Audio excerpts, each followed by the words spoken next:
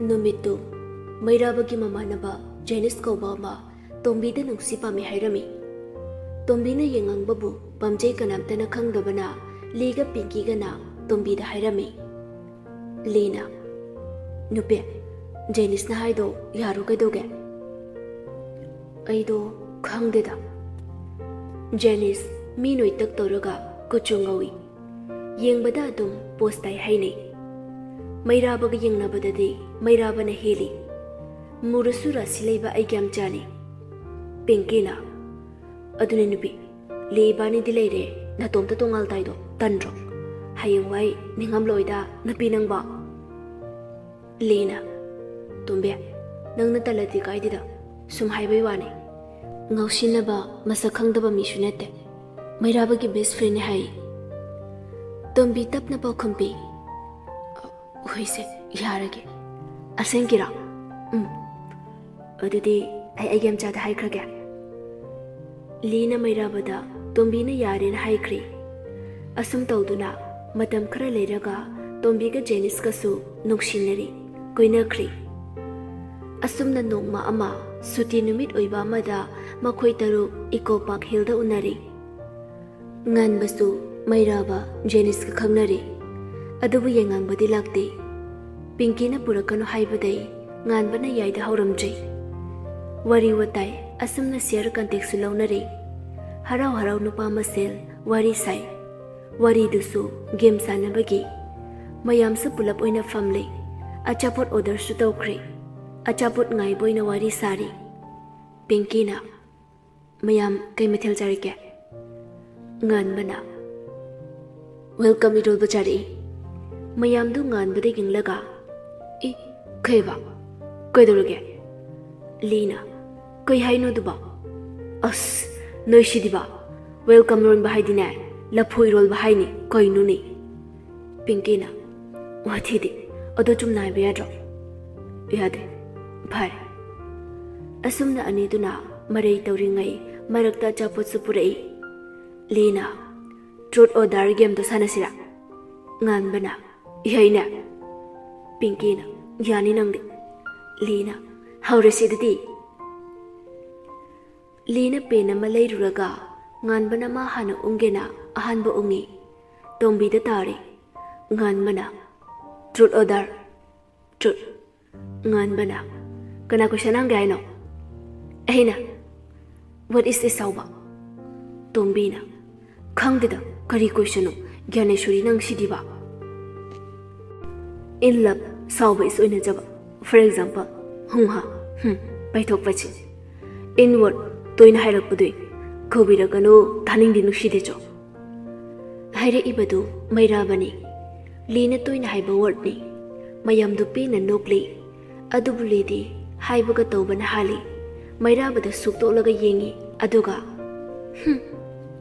Nangi hungdudani, aina chaise. Ayam cha. Tai. Mimangs de yam pakti ko.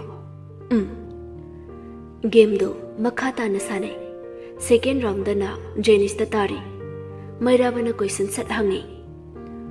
How to karam na tombi pamba feel. Kum da bayari ko. Janice tap na tombi da high fit yang lam laga pa kumpi. Nangshi. Koy no ba? Hangli siga zana dri.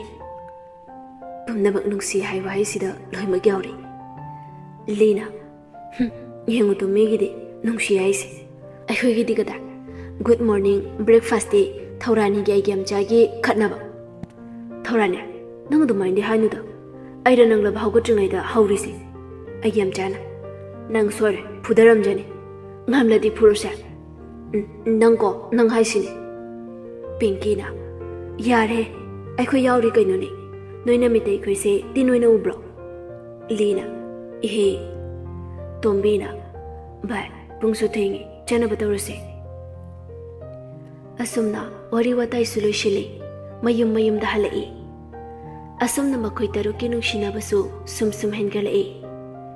Bize sorga lay siga. Wari sarami. Lisha. Tai. Kule sadum tam kidura. Natraga. Tabaga mayung dura. Khangdida. Panadi 12 loirabanina thabak tawbada hai. Fai, aishu 12 loirabanina police la kaino changge khale. Hoi. Ado amta unase. Kaige.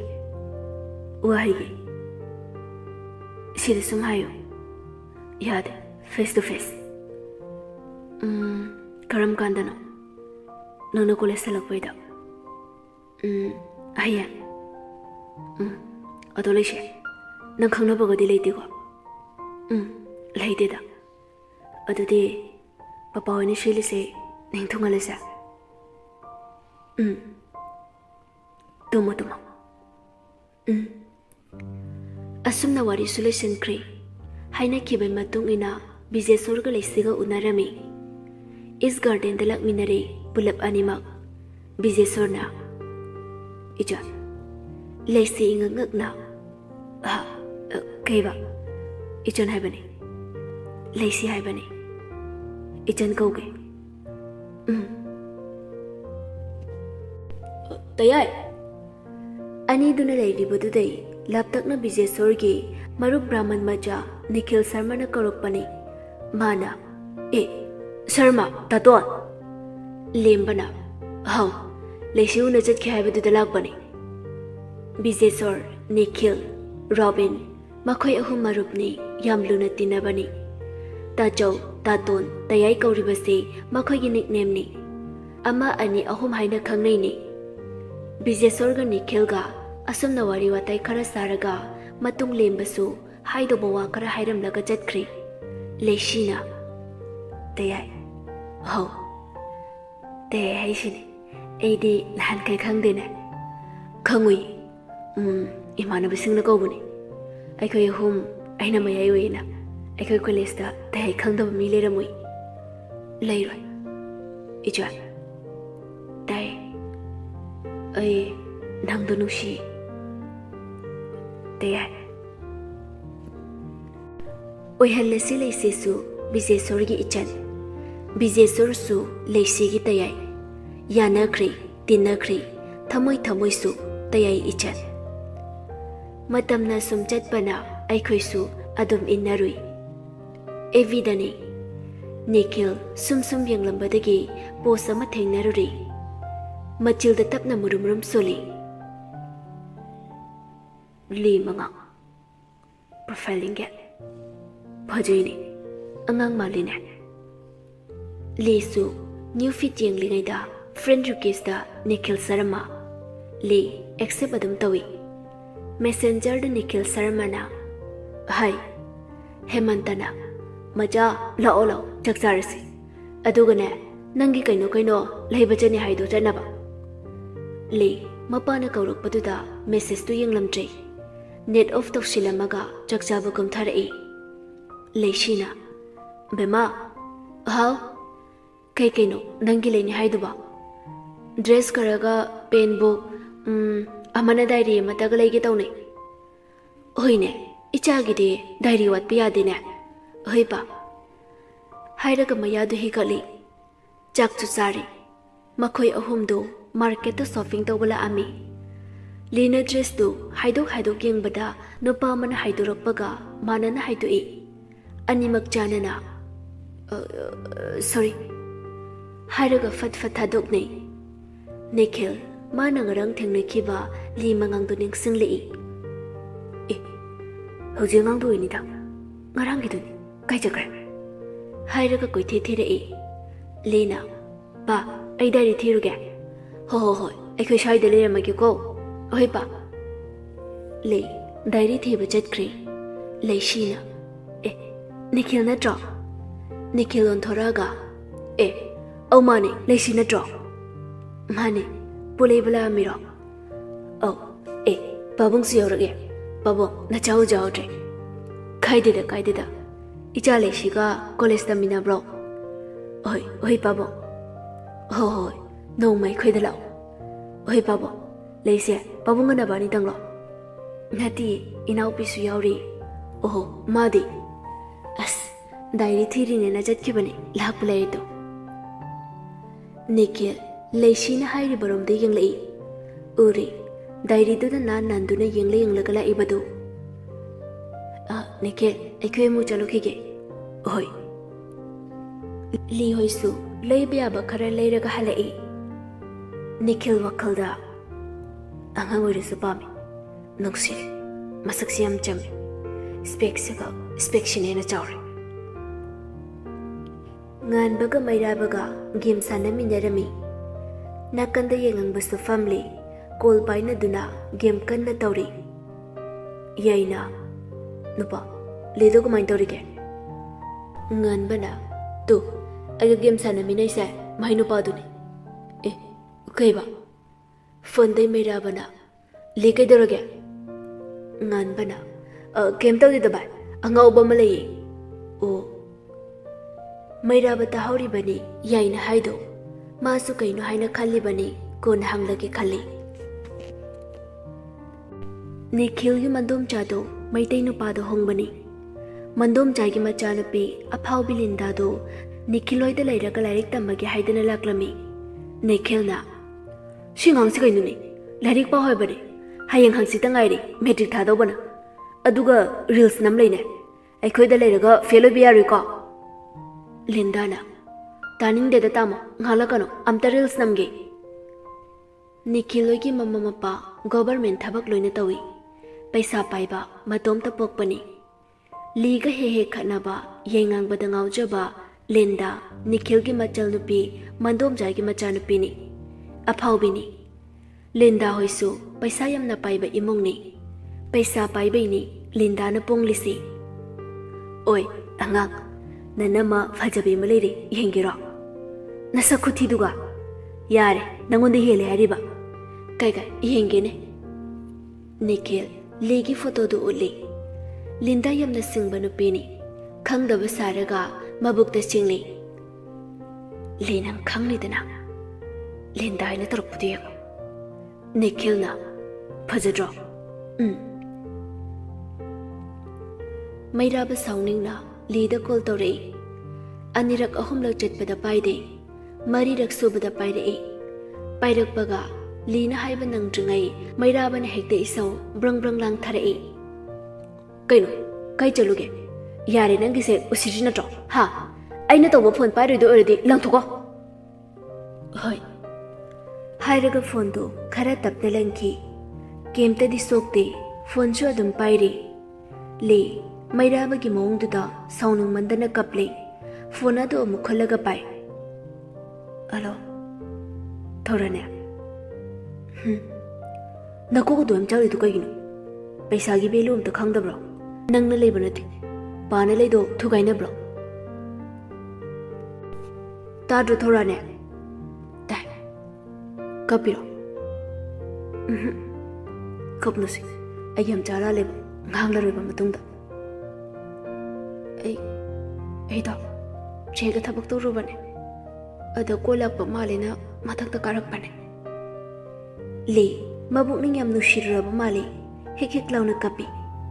Oisi ayam se soikrib tokloba. Ado. Tai. Ai. Yengam bai sakanano. School ki friend ni kai dorage. Kapli da hanan to uhai ke thorani. Tu ai. Yengam bai se new class ne la. Mana nang unda kari haige. Egem cha saro kanu ko. Haige mu ko. Mana ko. Aingonda nungsi pami hai. Aina yada ba. Kem kuirege. Kara kuire. Aiga khangnaraba matungdura. Khangnadringai mamangda haire. Thorane. Ke haige. Mayraba mapi tare. Makhondu ngauri sonthangna na hairei. Nangai kam chabu thadoklam ganu ko. Ai nang nusi thorane. Lapkhinu ko. Ai kam cha. Isu nang nusi thadokloyi. Le su kaple, Mayraba su kaple. Makeup se kaungam laroi. Nungsi drani sigi matausi kala inuksi na bado. Nangna lapkrabade. Ai kem cha kali oi hogani nang khangdabra. Ai kem cha adumaina hainu. Aely puye ai gam chade. Ata thora ne. Tai. Ayo. Oinarap sauri ga haijari mairabado. School chakana. Kaya. Yam chaningbra. Nang isang ra. Khang. Ai school chat preparation. Li nukmi Keithel ga oina kawi. Hoi gam chau. How? Bungo, amta lao. Oi ma. Phone da mu onchelaga. Thora ne. Nane bonu kauri. Thamage ko amak torke. Talli. Phone adum paramu. Oh, paramu ko. Phone do adum pahelamaga. Mairaba mamana kauri budu chatki. Loudspeaker tharambana. Mairabagi machal nupi ayingbina. Mayambagi kada changlakpada uri. Thaurani haina screen da thoklaga leribadu. Phone du paikhatlaga kawi. Inama Li ikhang na. Keba. Inama ay mairabagi machal nupi ni. Oh, chemical gebema. Ayingbi kawi. Class D. 6 guy ni. Inama di ekoi tamo ke mana bro? Mani. Inama di kay mingkaw ge. Li. Pazayi mingsu saksu pajaram daw malingo. Pajada ba nemta? Pazay day na. Wado lusun ba nang dray? Wahayrak panhali. Ayung be, nandi ka na wari sayba. Mayra ba na hayrak paningak na? Majal lupina. Inamaga tawraga layrambaduda. Inamaliga ne. Oh, adoradi ay. Napaga wari sharamadi baitarini torbal yawni. Yare se natuga wari sajaro. Hoy, ado yingbi imada hainu ko. Bahayni angang chay. Me. Ayingbi mamit umare yu acting to silam laga chenthokri. Ay gamcha. Hoy gamcha. Tadro se. How tai kabu he itu phone virus.